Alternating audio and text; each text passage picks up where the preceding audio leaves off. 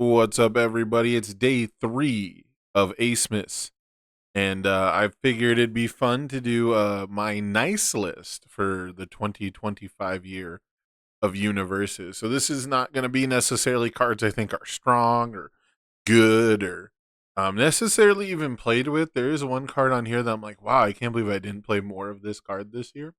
But when I saw it, I liked what it was doing. So this is just, short little list. I only kept it to 5 cards because pretty sure if it was any more than that, we'd be here all day. But yeah, this is just my nice list. These are cards that were cool to me, inoffensive to me, and maybe I think you should play them more. And the first one up is probably the one of the most surprising ones. But when I scrolled past it, I realized how many good memories I really had this year, and that is Anji's Thunder Spear Strike. This is a pretty unassuming attack, but it has 3 abilities on a 4 diff. Powerful 3 is really good. If you have 10 or less health, this attack it's -1 difficulty, which, you know, a cool desperation move. And then if a foundation has been destroyed this turn, this attack gets 2 speed and 1 damage. Probably the thing you're expecting to see the most out of it. So I played this in some weird decks. I put it in a lot of kind of random places, and it definitely worked out. It's an interesting use of attuned, though. I think the fact that this is a life symbol card that basically has a death symbol ability, right? It cares about things being sacrificed. Is pretty cool. The minus difficulty based on your health is also kind of a life thing. Life likes to gain health, but they also have a lot of abilities that will trigger when you're low health.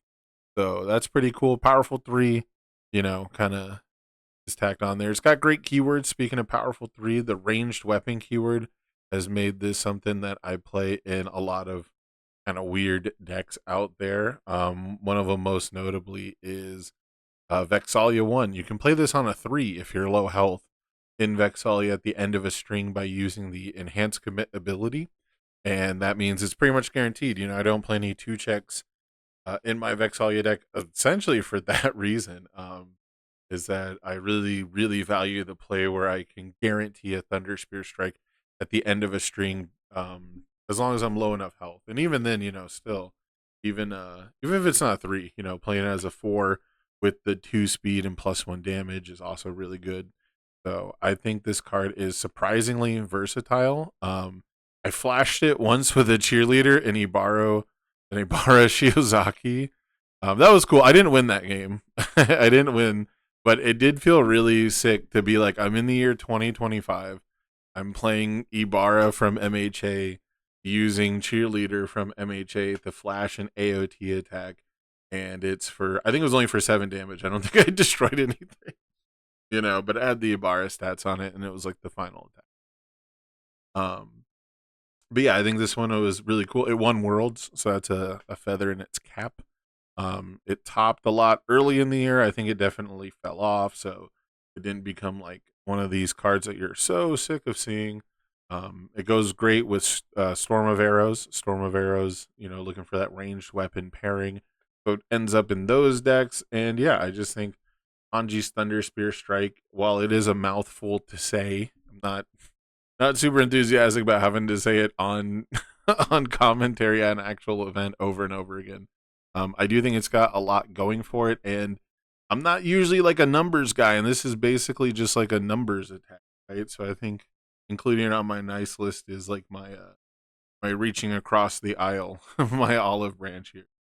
That being said, a card that is definitely more my type is probably Team Dr. Ichigaki. Team Dr. Ichigaki is a 2/5 asset.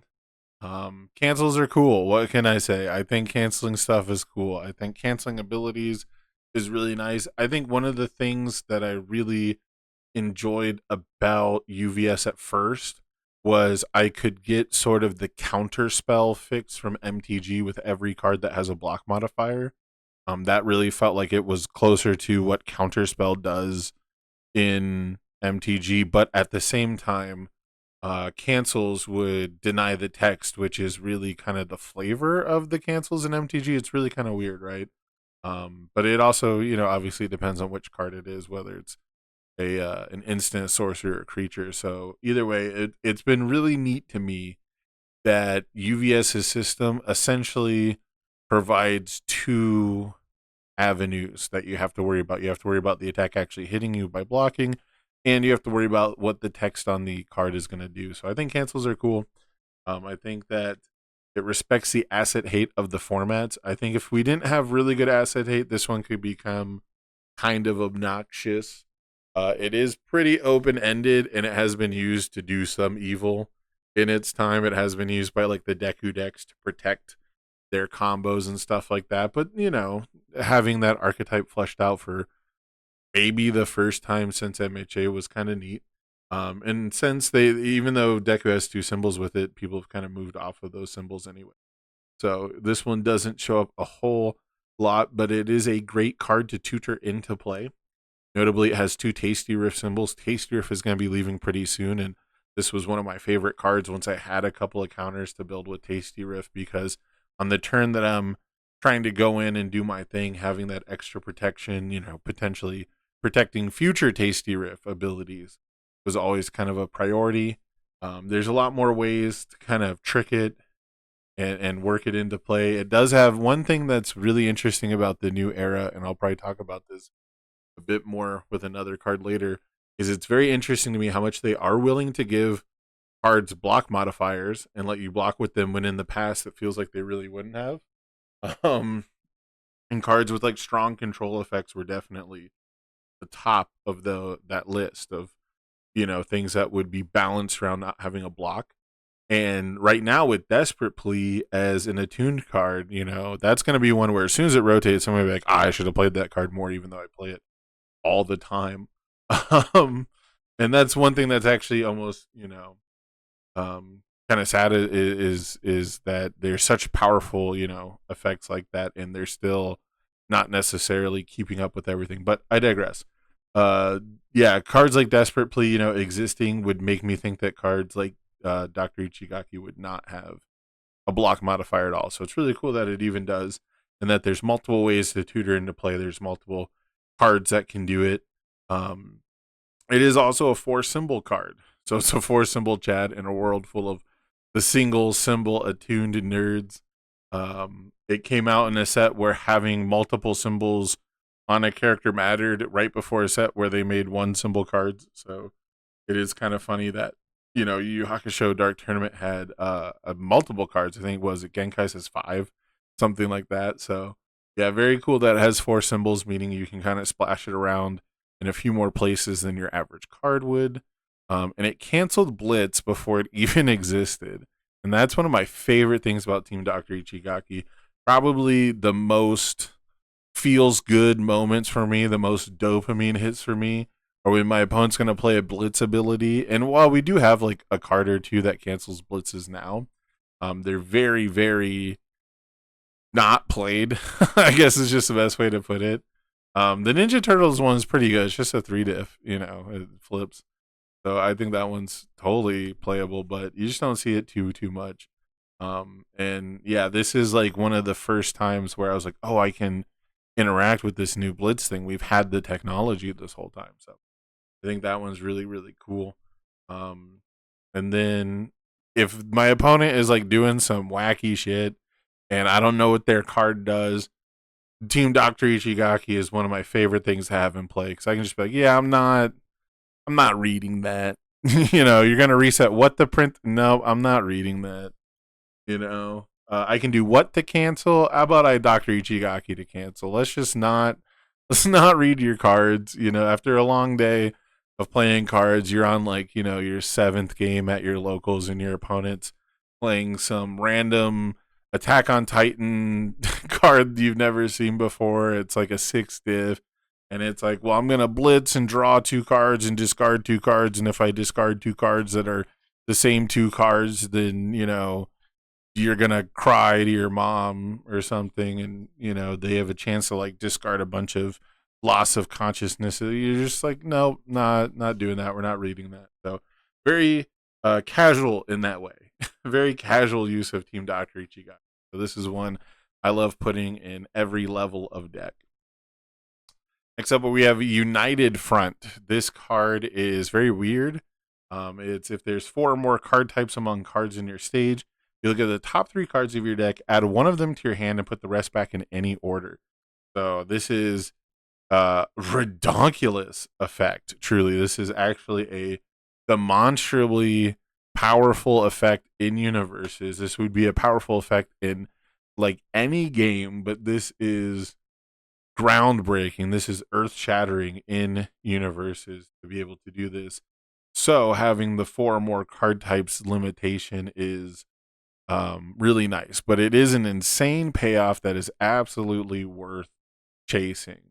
Being able to add a card to your hand, insane, and know your next 2 checks, actually insane. The only way it could be better is if you could also discard them, right? It would have to have like a third, part of the effect to really make it any better. But yeah, this is one that's been absolutely insane when you pull it off. Order is a pretty unassuming symbol too, which is part of the reason why you don't see it too much.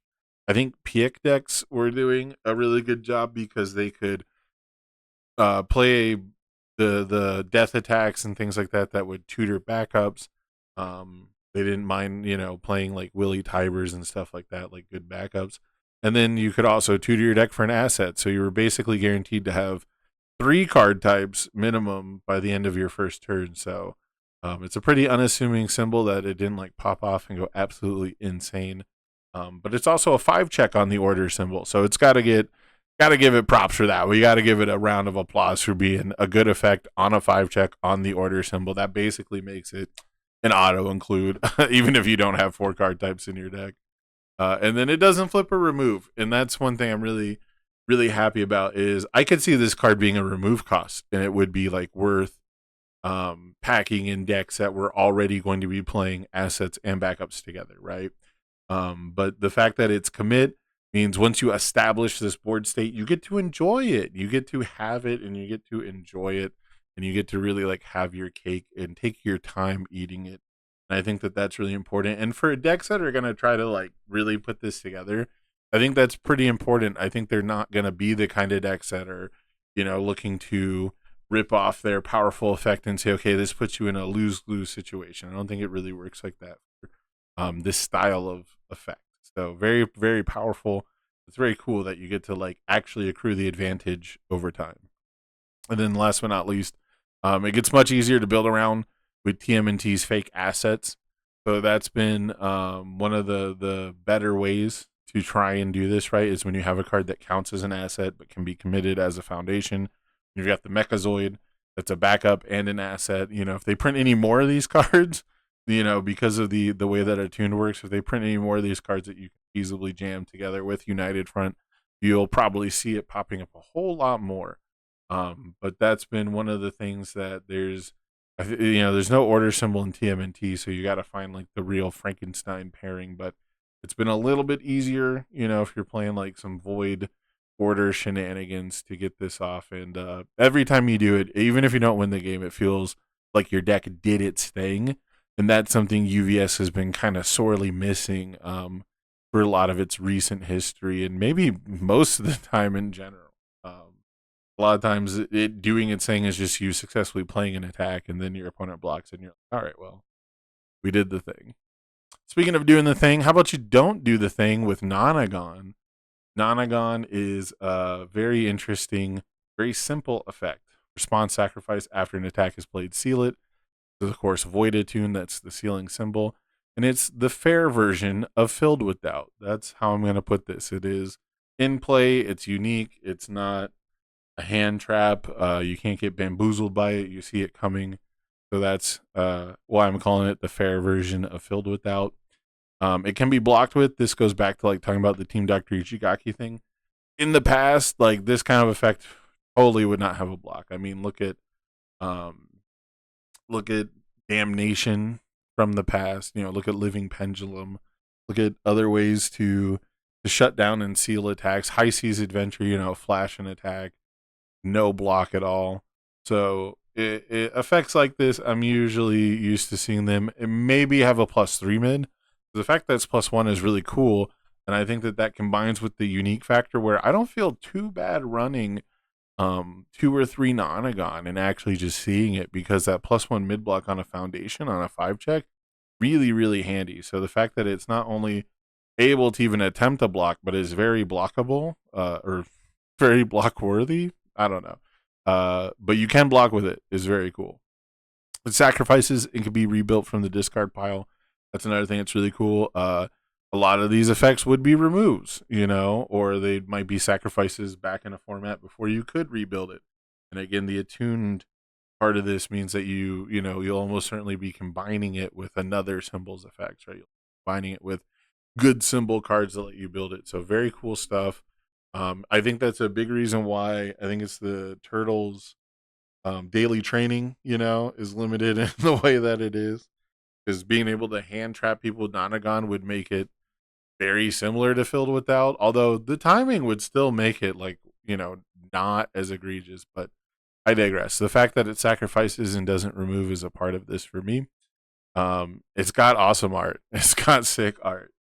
Uh, it's the kind of piece that the more you look at it, the more things you see, because it's so easy to be drawn to. I guess he's a tiefling. I shouldn't say, now that I don't know for sure 100%. I'm not up on my critical role characters, but I assume he's a tiefling or a demon of some kind, right? And every time you look, you see more detail in the eyeballs all around it, and then you notice that there's like candles on the sides, and then you get the candles are on top of like what looks to be a castle, and then there's a dude standing there with curtains. Like it's so much. It's so cool. I love this art so much. I kind of wish I had like ultra rare foiling and not just rare foiling, because I think that would have ended up a little better. But yeah, very, very sick art. And then it has reminder text. So reading the card actually explains to the card, which people can get mad about it being on rares or whatever. If we're not doing like a full art treatment, like reminder text on full arts, or like back when we had no text boxes, that's ridiculous. That's not really something you should do, because you're trying to see more of the art in the first place. But now that we have text boxes, and this one has plenty of space for both reminder text, I think that there's absolutely nothing wrong with it, regardless of its rarity. The fact that it's on a better played card probably is better for the reminder text. The fact that it's not rare means maybe in like a limited sealed environment is not a big deal, but whatever. If all the cards that have unique or seal have the text, then you know what it does. So reading the card explains the card. And then Spirit Gun Mega is our last one for today. Spirit Gun Mega is one of my favorite cards to actually play and resolve. It's very underrated in my opinion. A lot of people won't play it because of the 2, but the effects on it are insane. That's just how it is. A draw 2 attack being dependent on dealing damage is almost better in a way, honest to goodness. The fact that your opponent can be convinced to block this move might make it better than if it just said enhanced draw 2. Now, that's a very bold, difficult statement to make, but it does just mean that it gives you leverage in certain situations. It enables incredible jank with its discard a card and add a card from discard pile to hand. I do think that its symbols not being included for the most part in AOT and stuff like that, and it getting like challenger deck symbols, has really limited what you can really accomplish, and that might be on purpose. But this is a retro playable card for sure, because of all the action cards you can add to your hand. You can reliably say, okay, when I play some of my attacks, I will have this action card in my hand for at least one of them, and that is a lot of jank that gets enabled immediately. It lets you review actions, and be consistent with part of playing a deck that's heavy on actions, right, is getting jammed up with them. So absolutely incredible jank can be achieved. Discarding a card has never been better, depending on what your attuned symbols are. The all symbol itself has some good discard stuffs. There's a card, I believe it's a life attuned Sasha card, that's like when you discard it, you can look at the top card of your deck and gain a health or something like that. And then, your opponent's like, if your opponent blocks it, then what you're going to check. Things like that. If you might want to mill it so you could draw something else. Very, very, very cool stuff you can do with this now that discarding a card is like actually a benefit. It's got powerful 4. I think a lot of people forget this one. It's got powerful 4 on it, and powerful is one of the neatest keywords. It's pretty hard for powerful to be an offensive keyword. EX can be really, really annoying because it's oftentimes better. It's oftentimes, more clutch to just say, I'm going to make this unblockable and give me, the security that this attack deals damage. Powerful doesn't typically afford you that. And it's one of the best comeback mechanics I think UVS has ever really had. Granted, you'd have to be generating momentum either defensively or on earlier turns back when there was less OTKs and stuff like that. But powerful is like one of those. I can sneak a game against a deck that's blocking everything I'm doing, and basically saying, okay, only one attack can get through. Well, let's make that one powerful 4 and see where we end up. It's got the best looking art in Yu Hakusho Dark Tournament, in my opinion. I know someone's going to disagree with that. Another one where I really wonder if being an ultra rare instead of a rare would have, impacted the way it looks. But I think it looks so sick. All the shotgun cards, all the foil shotgun cards, they've done a really good job with. And I just like seeing this one hit the table. It feels good to play. It feels good to see. I like seeing it hit the table because it looks so good. And then one of my tantamount things to having playable attacks is almost every attack that you see in competitive play is great as an opener or a finisher, unless it's like a pure role player somewhere in the middle. It's great as an opener or a finisher. You look at cards like Battle Order Release. It's low difficulty for 8 damage. Swing it at the end. Give yourself time to build up those face downs to swing it for 8. But if you're just playing it as a draw one, that's great. Spirit Gun Mega is kind of the same way. I know people are going to get mad about the difficulty, say, and play that at the end of a string, but you absolutely can through the power of the life symbol and cheating. Granted, the Futures now is not one of the more staple cards, but you can discard a card to add it to your hand with Spirit Gun Mega. So you can offset the early difficulty by adding a card like that to your hand to consistently cheat difficulty later. So I love playing this card with like toolbox actions. I really like playing this card in the good symbol with Koenma's Task. You might end up with like 1 Koenma removed and 2 in discard pile, and that's kind of common. And then you can discard 1 to add 1 back to hand. It really throws your opponents off, right? If they're tracking your Koenmas and they're looking at the discard pile, like, okay, well, the worst they can do is like rip 1 off, or what's the likelihood they're going to draw it? Stuff like that. So very, very cool stuff. Again, just incredible jank this card enables. And I encourage you, if you're afraid of the 2-check, go to your locals where it's not going to matter and play this card. Find a place at your locals, find a time at your locals, find a community event or something, community game night online where it's not going to ruin your tournament run, and just play this card, and you'll see how absolutely amazing and fun it is.